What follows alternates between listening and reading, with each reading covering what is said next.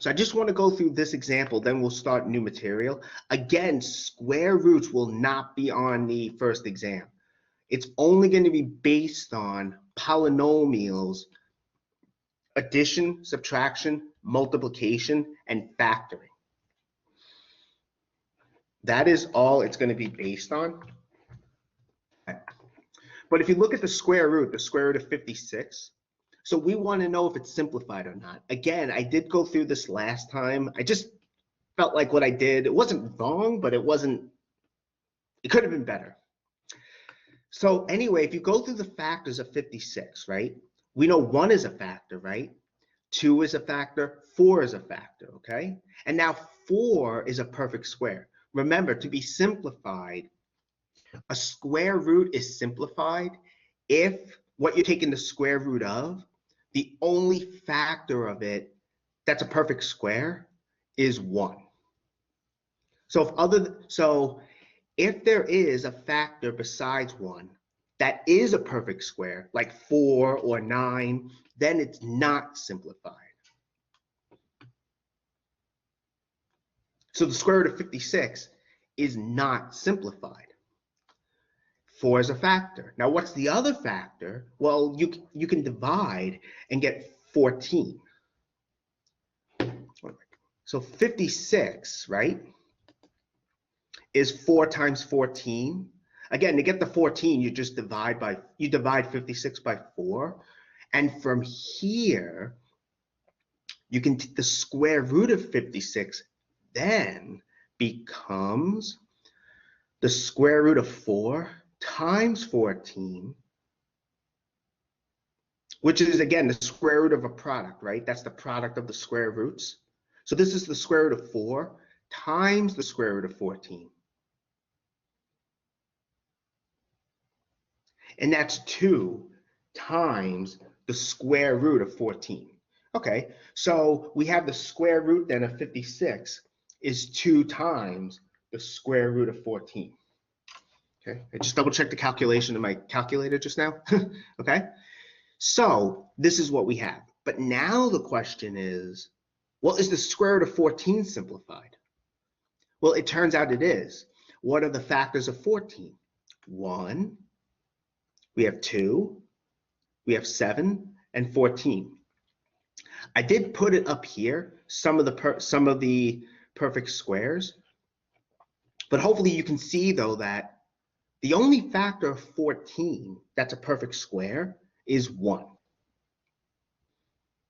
Right? 2, 7, and 14 are not perfect squares. So because of that, the square root of 14 is simplified, and we're done simplifying the square root of 56.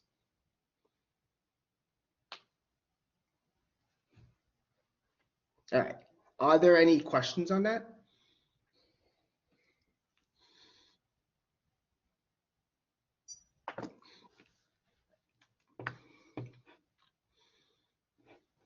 Okay. So again, this is posted for time consideration. I'm not going to go through the rest of the worksheet. I mean, the solutions are here. So what I'm going to do though is start new material today.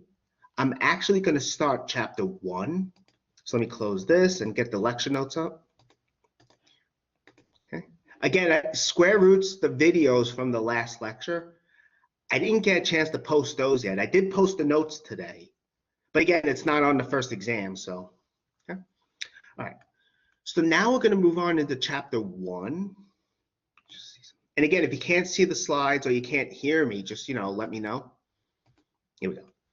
So basically here, we're going to learn first some important vocabulary with these equations. I know math may not be the kind of subject you would think that has vocabulary in it, but it actually does. I think almost every science has important vocabulary to know. We're also going to see what linear equations are, and we're going to see how to solve them.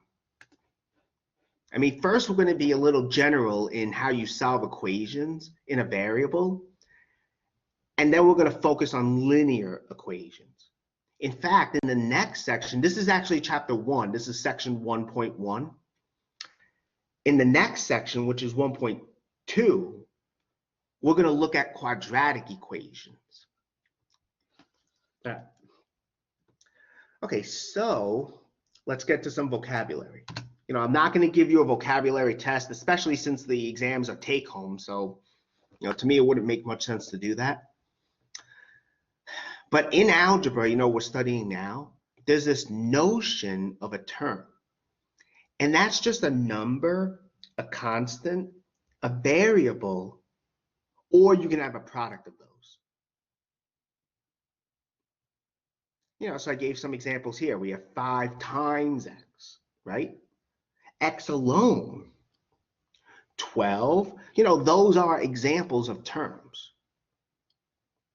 You can have x raised to a power. That's a term as well.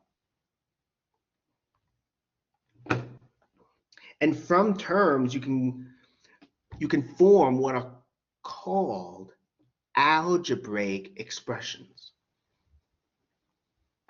Or just expressions, if you can think of it that way also. That's it's just a meaningful combination of terms using the operations of arithmetic. In other words, you're just combining them so that you get something that makes sense using the arithmetic. Addition, subtraction, multiplication, division, that kind of thing. And we actually have seen these already with polynomials.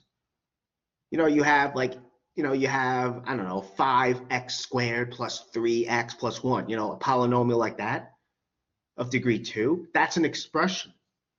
Those are polynomial expressions, which are examples of algebraic expressions. Excuse me, they're just polynomials, but they're examples of algebraic expressions. And of course, these are the same. And of course, these are some other more simpler examples. 2 times x times y plus 1. X minus 5, like so. Okay? These are just some others. And from these expressions, we can form what are called equations.